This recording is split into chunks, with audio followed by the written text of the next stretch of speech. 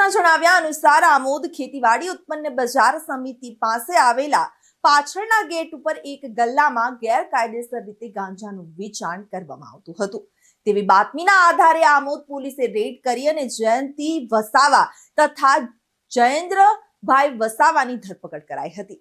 પોલીસે બાપ દીકરા પાસેથી ગાંજાનો જથ્થો જપ્ત કરી નાર્કોટિક્સ એક્ટ હેઠળ કાયદાકીય કાર્યવાહી હાથ ધરી હતી. આ ઉપરાંત આમોદ પોલીસે ગાંજાનો જથ્થો પકડ્યા બાદ નાયબ મામલતદાર તેમજ 2 તલાટીઓની હાજરીમાં ગાંજાનું વજન કરાવી પંચનામું કર્યું હતું.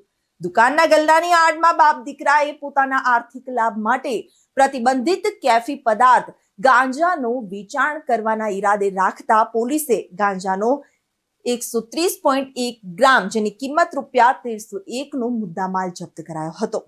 આમોદ પોલીસે રાત્રિના સમયે ફરિયાદ નોંધી આગળની કાર્યવાહી હાથ ધરી હતી, જેની તપાસ વાંગરા પોલીસ સ્ટેશનના પોલીસ ઇન્સ્પેક્ટર SD ફુલતરિયા ચલાવી રહ્યા છે. રિપોર્ટર કેતન મહેતા સાથે ચક્રવાત ન્યૂઝ ભરૂચ.